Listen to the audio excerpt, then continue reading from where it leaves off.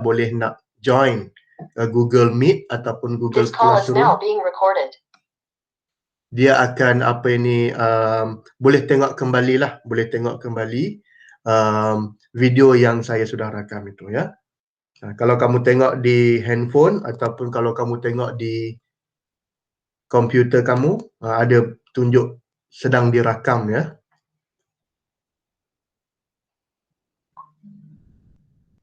Okey. So kita mulakan sekarang. Okey, sebelum kita mula ya, buku kerja sudah beli kan? Sudah beli buku kerja? Okey. Saya nak siapa? Boleh tunjukkan saya buku kerja macam mana ya? Chong Zian, boleh on kamera sekejap tengok buku macam mana? Siapa boleh tunjukkan buku? Sebab saya belum dapat buku kerja lagi. Nanti mungkin hari Jumaat ataupun hari Jumaat lah saya akan minta buku kerja tu. Saya mau tengok dahulu. Jenis apa ya? Siapa boleh tunjukkan?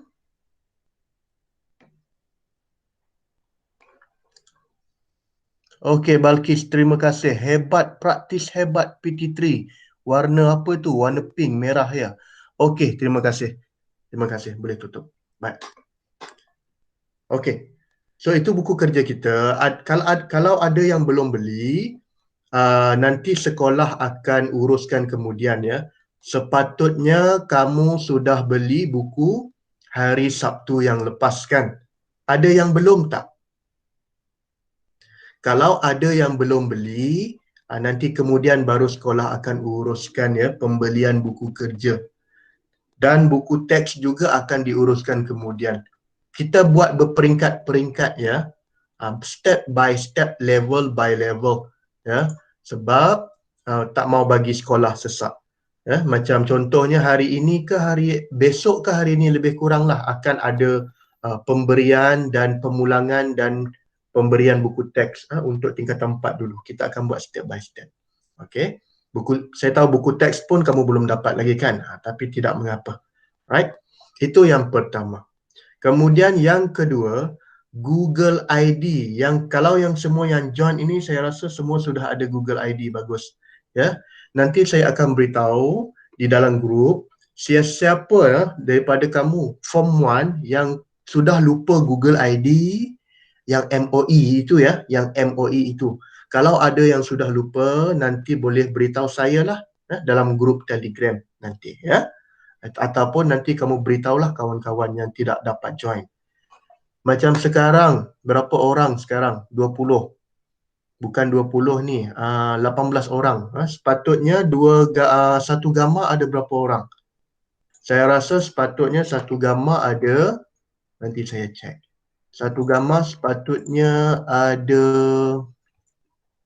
30 orang. Ya. Tapi sekarang yang join hanya berapa orang? 18 orang. Saya tak tahu mana pergi yang lain. Mungkin ada masalah, tapi tak apa. Okey. Saya akan rakam ini dan akan masukkan ke dalam Telegram kita. Okey. Okey, sekarang saya nak tunjukkan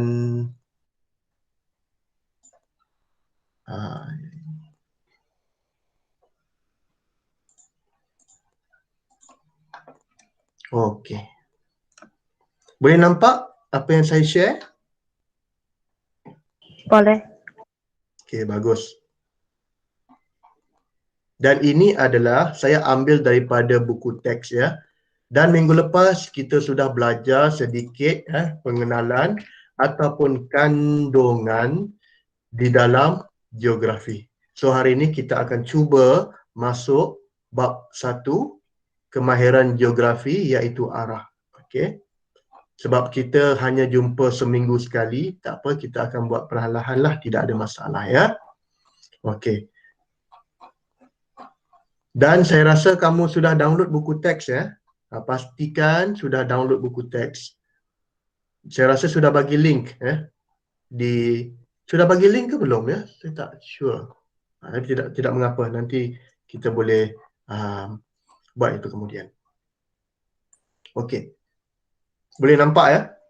Boleh nampak dengan jelas ya? Boleh. Saya besarkan sedikit. Okey. So, hari ini kita akan cuba belajar bab 1. Bab 1 ini ialah tentang kemahiran geografi. Ya. Sebab sepatutnya 1.1 ini melibatkan kemahiran. Kalau kemahiran, maksud dia kamu kena tahu menggunakan alat-alat, tahu menentukan arah dan tahu menggunakan menentukan kedudukan ataupun arah mata angin di sini. Tapi tidak mengapa, kita pergi satu persatu. Okey, ini yang pertama ya. Kita akan belajar tentang arah. Arah ataupun dalam bahasa Inggerisnya kita panggil dia direction. Sebab kita di bumi ini, kita mesti ada tujuan ataupun hala tuju di mana kita nak pergi daripada A ke B, dan mesti ada arah ya, supaya kita biasanya supaya kita tidak tersesat. Jadi yang pertama, kamu kena tahu apa itu yang dinamakan arah. Okey, ini yang pertama. Apa itu arah? Arah ialah hala tuju sesuatu tempat dari satu tempat yang lain. Okey, contohnya kamu hendak pergi. Kita ambil contoh ya, contoh di Sungai Siput sendiri. Okey, contohnya bukan di Sungai Siput lah, di dalam kelas kita sendiri. Bukan di kelas, di sekolah kita sendiri. Contohnya daripada kelas 1 Gamma, kamu nak pergi ke kelas contohnya 2 Gamma. 1 Gamma dan 2 Gamma. Okey, apakah arah dia? Macam mana arah ni kamu hendak ikut? Okey, ada orang panggil maksud dia daripada 1 Gamma ke 2 Gamma, maknanya daripada A pergi A ke B, kita ada arah dia. Okey. Jadi yang kedua, terdapat 8 arah mata angin. Kita akan belajar apa itu arah mata angin. 4 daripadanya ialah kita panggil arah mata angin yang utama: utara, selatan, timur dan barat. Utara, selatan, timur dan barat. Dan jika kamu boleh lihat gambar di sini, dan ini adalah yang kita panggil 4 arah mata angin yang utama. Iaitu yang pertama ialah utara, kemudian timur, kemudian barat dan bawah sekali ialah selatan. Okey.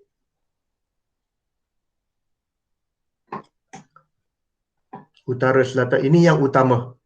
Okey. Dan kemudian kita akan tentukan macam mana kita nak menentukan kedudukan ini, itu kemudian. Okey. Ini yang pertama. Harap boleh ingatlah ya.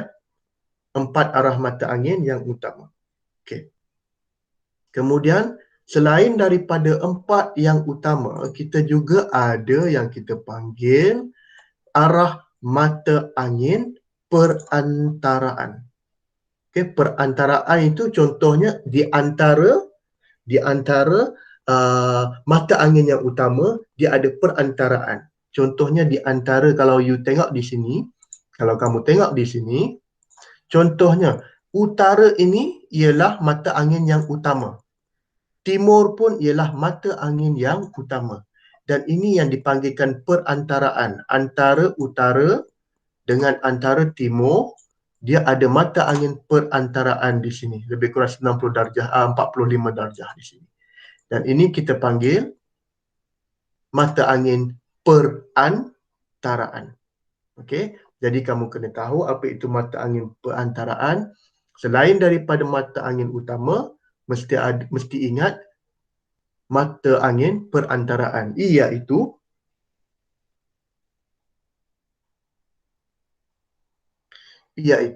timur laut, tenggara, barat daya dan barat laut. Okey, timur laut, tenggara, barat daya dan barat laut.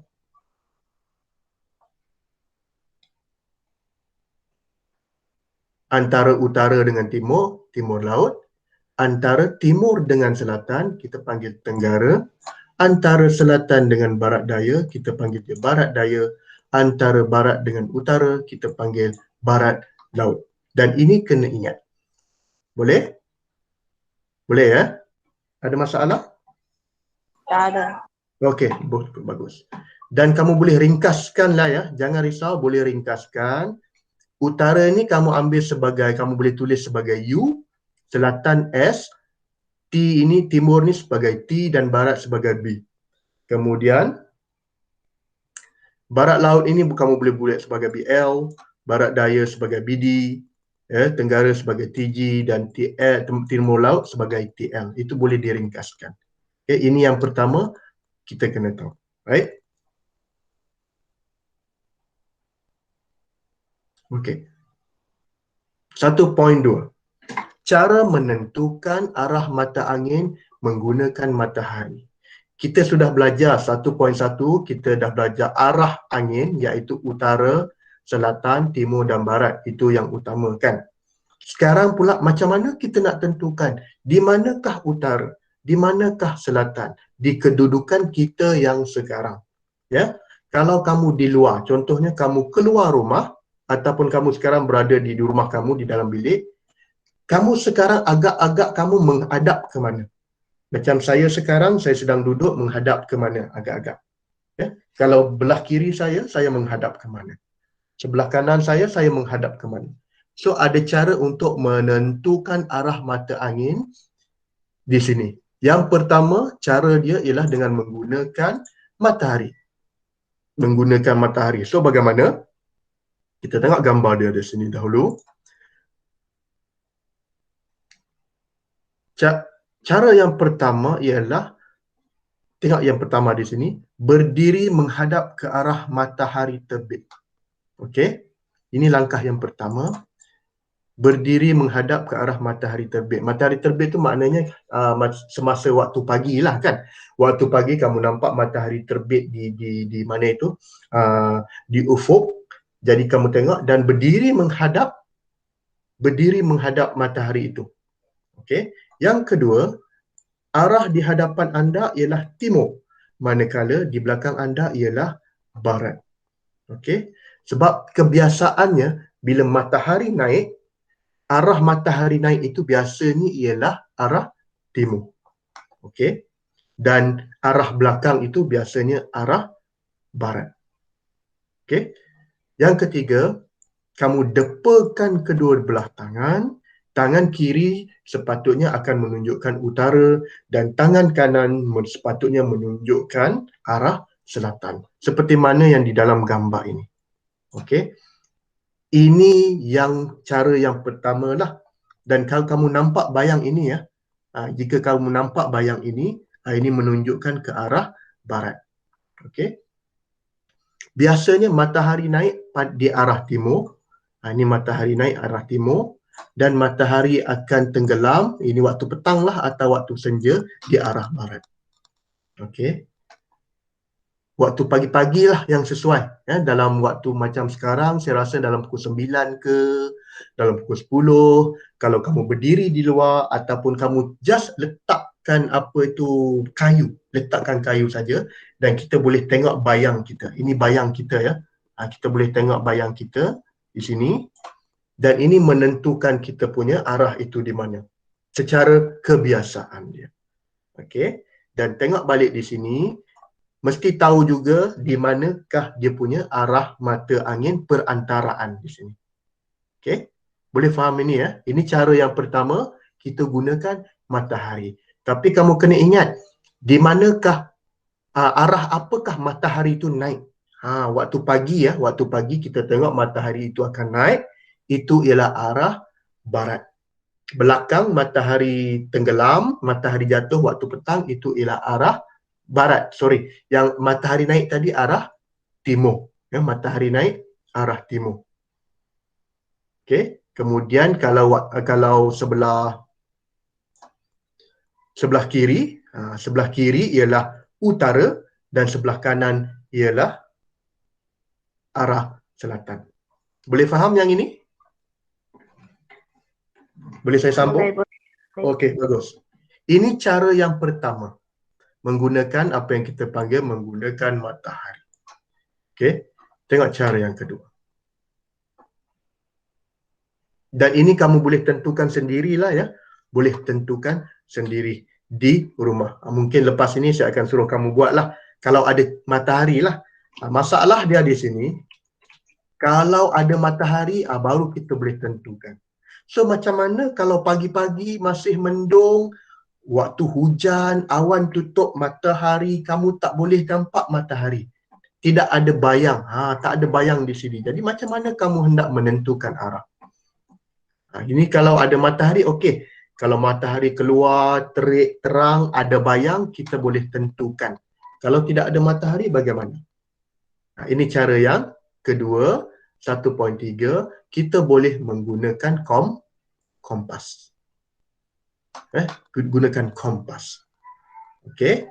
Jadi yang lain-lain ni kamu boleh baca sendiri macam mana. Tapi ini adalah contoh kompas. Okey. Apakah tujuan dia?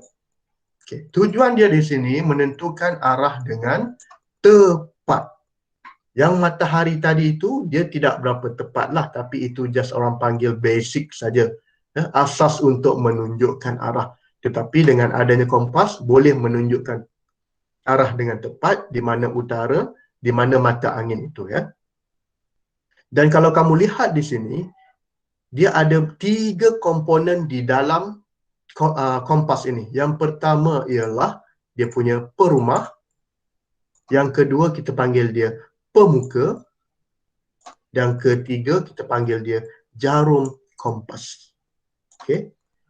Perumah dia, housing dia lah, maknanya tempat untuk letakkan dia punya casing. Casing tu kita panggil perumah. Pemuka ini dia punya muka dia, macam muka kompas ini. Yang ada nombor-nombor ini, kemudian ada N, E, S dan W. Okey. N ini dalam bahasa Inggeris ya, utara, selatan, timur dan barat. Ini dalam bahasa Inggeris.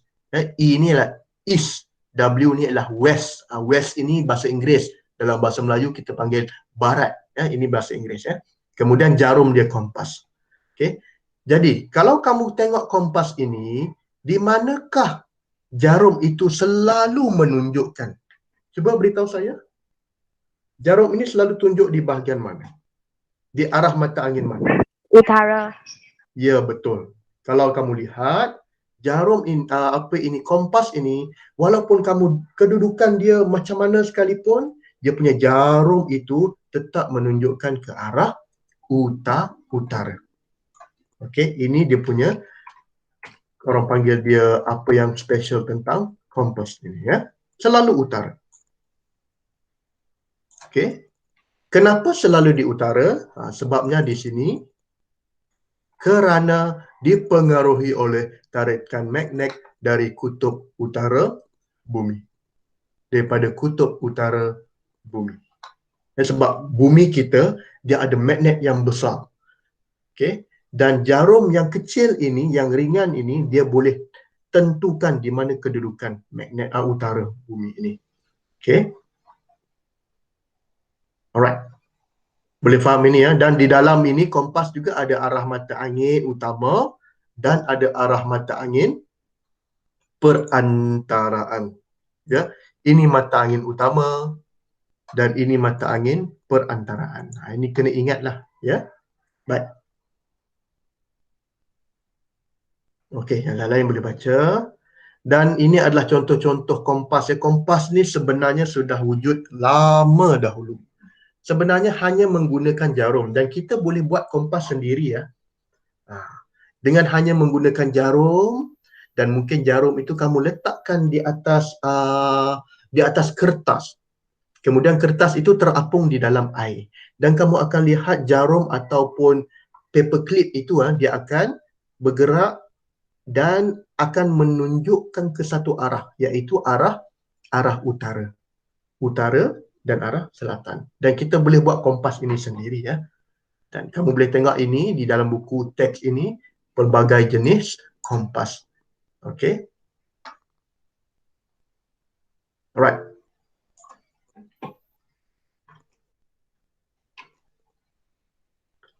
Ya, ada yang raise hand. Ada yang angkat tangan. Kenapa? Baba Nisri? Ada yang mau tanya? Raise hand. Ada boleh raise hand sebab ada bunyi. Saya boleh tanya nanti you kenapa angkat tangan? Ada soalan? Okey, tak apa. Okey, yang seterusnya panduan mengorientasikan kompas magnetik. Mengorientasi itu apa? Maknanya kita nak menggunakan kompas ini bagaimana? Okey. Yang pertama, kamu berdiri. Kita nak menentukan contohnya kita nak menentukan arah. Contohnya apa tadi? Daripada satu gamma daripada satu gamma kelas mau tentukan arah kedua gamma. Okey, tapi itulah kamu pun tak sampai sekolah lagi kan. Tak tahu di mana kedudukan ataupun arah, tapi tidak mengapa. Nanti kita cuba buat latihan sama-sama ya. Kemudian letakkan kompas pada permukaan yang rata. Ini panduan dulu ya. Saya ulang balik. Panduan mengorientasikan kompas. Mengorientasikan maknanya kita mau adjust dia punya, apa orang kata, sebab kompas ini dia hanya kecil saja ya. Macam mana mau orientasi, mau kedudukan kompas itu. Okay. Yang pertama, lagi satu. Saya ulang lagi. Berdiri menghadap objek yang anda ingin tentukan arah. Yang kedua, letakkan kompas pada permukaan yang rata. Mesti rata. Dan pastikan menjauhi objek seperti besi, tiang besi dan kerusi besi. Sebab apa? Kamu tak boleh letakkan kompas ini kamu tidak boleh letakkan berhampiran dengan besi. Nanti dia punya arah jarum dia tidak tepat. Jadi kamu kena letak di tapak tangan yang jauh daripada besi. Ya, kalau kamu pakai jam besi, contohnya begini, kalau ada jam besi, letakkan di sini. Kamu pakai jam contohnya, kamu pakai jam besi dan kamu letakkan kompas di sini. Contohnya ada jam besi dan letakkan kompas di atas tangan, ini pun tak boleh sebab nanti jarum dia akan terganggu. Ya, jarum dia tidak betul.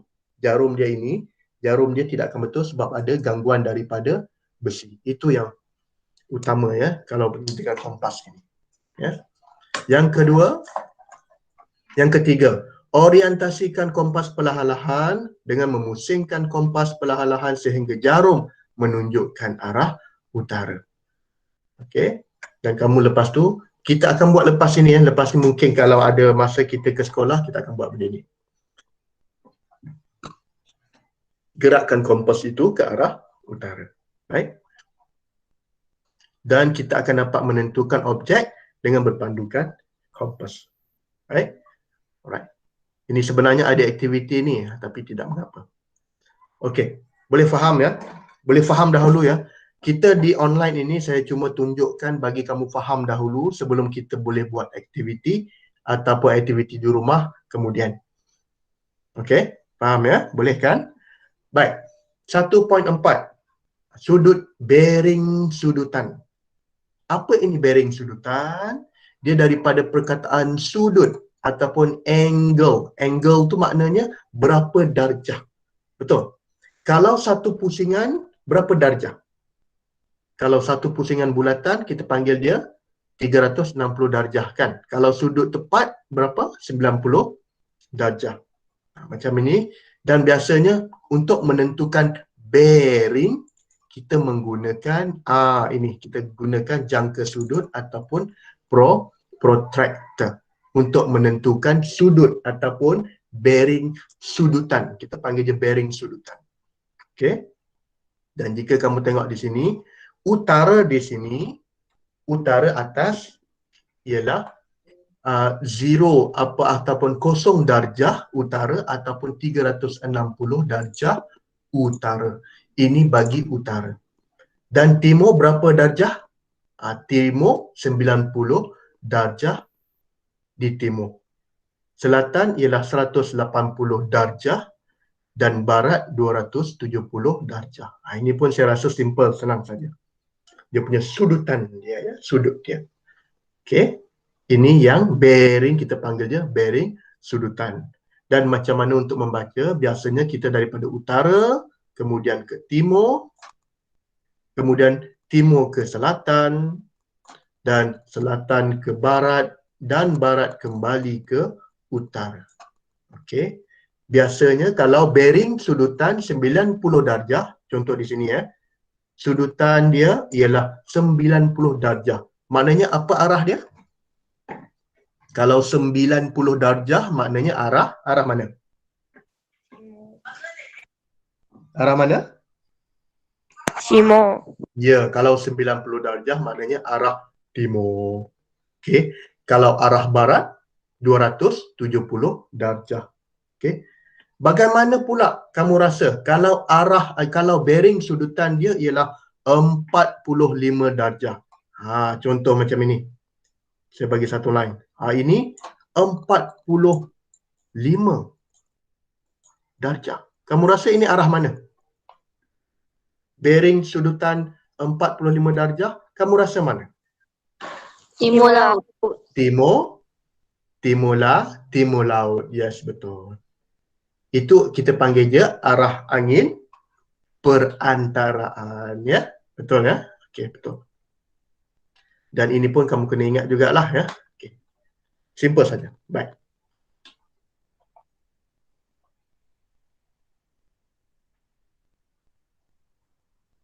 Okey. Yang lain-lain, bearing sudutan dapat ditentukan dengan menggunakan jangka sudut. Dan ini pun kamu, saya rasa di sekolah rendah sudah boleh guna ni tahu menggunakannya. Sebab di sini dia ada unit dan unit ini ialah unit darjah, unit darjah untuk menentukan sudut dia. Dia punya sudut itu macam mana. Okey. Baik.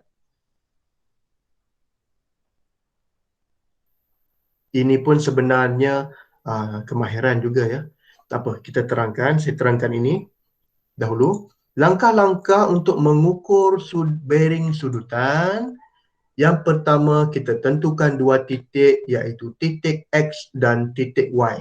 Okey. X dan Y ini boleh jadi mana-mana arah lah, mana-mana kedudukan di dalam peta ataupun di dalam plan. Ya. Contohnya di sini kalau kamu lihat, X di sebelah atas ini, kemudian titik Y di sebelah bawah ini. Ya. Kita nak tahu apa? Kita nak mengukur bearing sudutan dia. Mesti tahulah dari mana dan ke dari mana. Tentukan dua titik X dan Y dan lukiskan garis lurus yang menyambungkan kedua-dua titik tersebut. Okey, tentukan dia punya titik dan lukiskan garisan lurus. Baik? Itu yang pertama. Yang kedua, tentukan titik rujukan. Ya, titik rujukan ini makna dia contohnya daripada X di sini, kamu kena tentukan titik rujukan, kena lukiskan arah mata angin, utara, selatan, timur dan barat. Yang contohnya seperti di dalam gambar ini. Okey, ini untuk X dan sebab kamu nak tahu arah, kamu nak tahu bearing dia ya, kamu nak tahu dia punya bearing sudutan dari X ke Y. Dan kamu kena pada X ini kena buatkan dia punya nama, kita panggil dia titik rujukan. Okey, kamu silangkan saja, buat satu garisan, buat dua garisan silang begini. Dan yang ketiga, kamu letakkan jangka sudut pada titik rujukan. Pada titik rujukan yang mana? Daripada utara ke selatan, yang memanjang begini. Yang memanjang begini. Okey, minta maaf. Yang panjang macam ni, letakkan jangka sudut dan kamu baca apakah nilai sudut di jangka sudut ataupun di protractor kamu di sini. Dan contoh di dalam buku teks ini ialah berapa dia punya bacaan. Bacaan sudut ialah 120 darjah. Okey. Contoh maksud dia di sini, objek Y, ya, bearing sudutan objek Y daripada X ialah 120 darjah. Okey, ini cara-cara untuk menentukan bearing sudutan. Okey, kena tengoklah dari mana. Dari kamu di mana contohnya. Kamu di X, kamu nak tahu dia punya bearing sudutan di Y, jadi begini caranya yang kamu kena buat. Okey. Jadi bearing sudutan diukur dari utara sehingga garis XY iaitu 120 darjah. Dan ingat, ya, dia punya daripada U, kemudian dia pergi ke mana tadi? Daripada utara, kemudian dia pergi ke timur. Dari timur pergi ke selatan. Ya, begitu. Right? Tak apa, lepas ni kita akan cuba buat latihan. Okay? Boleh faham yang ini? Ini cara untuk menentukan sudut ataupun menentukan bearing. Menentukan bearing sudutan di sini. Boleh faham yang ini? Boleh. Okey. Bagaimana pula yang ini cara untuk mengukur bearing yang lebih daripada 180 darjah. Sebab kamu punya protractor ni cuma ada sehingga 180 darjah saja kan? Cara dia pun agak mudah juga. Contohnya, ini daripada Q, kamu di Q sekarang, kamu nak menentukan sudut ataupun bearing sudutan P. Maknanya kita kena buat 2 kali kerja lah di sini. Mula-mula kamu tak payah ukur lah. Mula-mula kamu tak payah ukur dulu sebab daripada U arah U ke arah S, kamu sudah tahu berapa dia punya sudut? 100. Berapa dia punya bearing? 180 darjah. Okey. Jadi yang seterusnya barulah kamu menggunakan protractor, ulang langkah yang pertama, yang kedua tadi, letakkan protractor ni di sebelah dan ambil dia punya bearing berapa.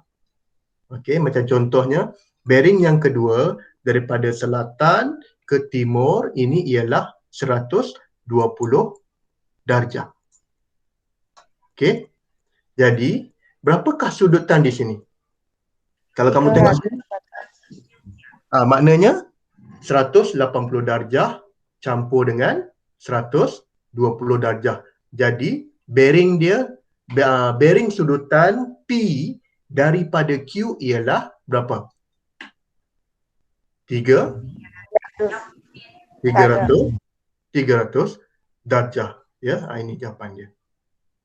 Ini kalau lebih daripada 180. Kalau kurang daripada 180 mudah saja kan. Jadi ini kalau lebih, tak perlu ukur yang inilah sebab kita dah tahu daripada utara ke selatan ini memang daripada bearing sudutan arah selatan memang 180 darjah. Okey, cuma kita ukur yang sebelah saja daripada selatan ini ke timur, kena ukur lah. Jadi kita tambahkan saja bearing ini menjadi bearing sudutan dia ialah 300 darjah. Sebab kamu tambahkan 180 dengan 120 darjah di sini. Okey. Yang ini. Okey, tak apa, nanti kita buat latihan ya. Okey, kita imbas kembali. Kita habiskan di sini saja. Kita imbas kembali. Yang pertama ialah arah. Pastikan kamu tahu 8 arah mata angin terdiri daripada yang utama ada 4 dan yang perantaraan ini pun ada 4. Itu yang pertama, arah mata angin. Yang kedua ialah cara menentukan kedudukan. Yang pertama menggunakan matahari dan yang kedua kita menggunakan kompas. Okey. Dan ini cara untuk menentukan kompas dan ini menggunakan matahari. Okey. Yang ketiga ialah bearing sudutan. Mesti tahu di manakah, apakah dia punya bearing. Biasanya utara ini ialah 0 darjah. Kita bermula daripada utara ya. Kemudian timur ini 90 darjah. Selatan 180 darjah. Barat 270 darjah. Dan di antara ini pun kamu kena tahu jugalah, dia punya, kita panggil dia arah perantaraan ini pun kena tahu juga dia punya sudut tapi dengan menggunakan jangka sudut ataupun protractor. Baik. Okey. Ada soalan? Kita berhenti sini saja dahulu. Ada soalan sebelum Ada soalan tak? Tak ada. Tak ada soalan. Baik. Jadi, kerja rumah, homework ya, simple saja. Yang pertama ialah saya nak kamu lukiskan arah mata angin. Ya, lukiskan arah mata angin. Mana tadi? Yang ini. Kamu kena lukiskan ini. Cikgu, lukis Ya. di buku pendek atau buku Buku, panjang? saya rasa buku pendek pun boleh. Gunakan Okey. buku pendek saja. Ya, sebab kamu ada buku kerja kan? Sudah ada buku kerja kan?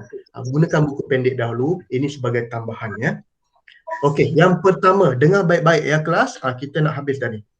Lukiskan 4 arah mata angin utama dan 4 arah mata angin perantaraan. Yang ini.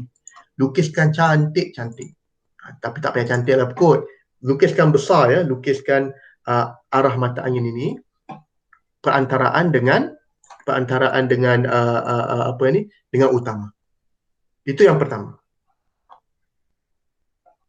Muka surat berapa ni? Muka surat 2. Textbook. Buku kerja ya. Saya rasa buku kerja itu nanti dulu. Sebab saya kena tengok dulu muka surat berapa. Yang kedua kamu buat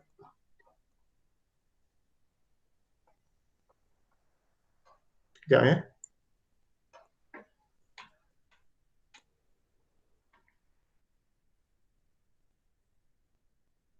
Menentukan penentuan arah.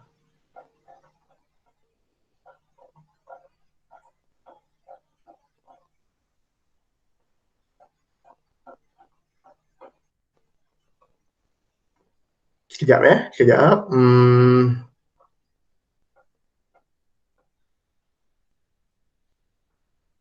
A, B, C ni tak tepat ni nanti.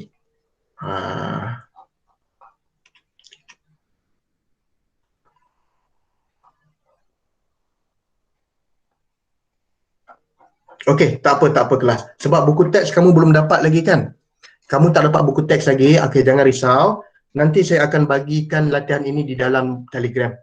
Okey, saya akan bagi latihan ini dalam Telegram. Saya akan ambil screenshot latihan dan saya akan letakkan dalam Telegram. Itu lebih mudah.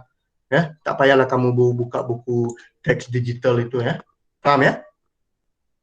Boleh. Nanti saya akan bagikan latihan dalam Telegram. Okey, tak perlu saya suruh-suruh begitu saja. Right? Mana lagi? Okey, terima kasih. Siapa apa ni?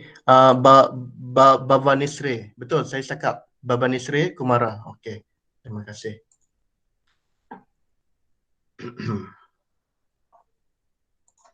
Ada soalan? Ada. Review apa ini? Only one kerja apa? Only one kerja rumah. Nanti saya akan bagi di Telegram ya. Saya akan bagi di Telegram. Don't worry. Bagaimana buku kerja, sebab buku kerja, minta maaf, buku kerja saya tak ambil lagi. Cikgu pun tak bagi saya buku kerja lagi. Jadi saya tak tahu apa yang ada di dalam buku kerja itu. Tapi tak apa, buat masa ini. Sebab buku kerja belum ada lagi. Saya belum dapat lagi ya. Sepatutnya ada yang guru bagikan pada saya yang ada jawapan tu kan. Belum dapat lagi. Mungkin sedang diedarkan lah. Jumaat ini saya akan dapatkan buku kerja lah untuk cikgu. Ya. Buku kerja itu standby dulu. Bukan tak pakai ya, akan pakai buku kerja nanti. Cuma hari ini latihan saya akan screenshot latihan dan saya akan bagi di Telegram untuk kamu buat kerja rumah. Boleh ya? Chan Guan Yu. Okey, bagus. Jadi ada soalan? 8.44? Tak ada. Kalau tidak ada soalan, okey. So kita berhenti di sini dan saya akan bagi Telegram saya akan bagi kerja rumah ataupun gambar soalan itu di Telegram lah. Boleh ya? Boleh. Okey, terima kasih. Kita jumpa minggu depan. Terima kasih cikgu. Bye-bye. Terima kasih cikgu. Okey, Terima kasih. Terima kasih. cikgu. Sama-sama.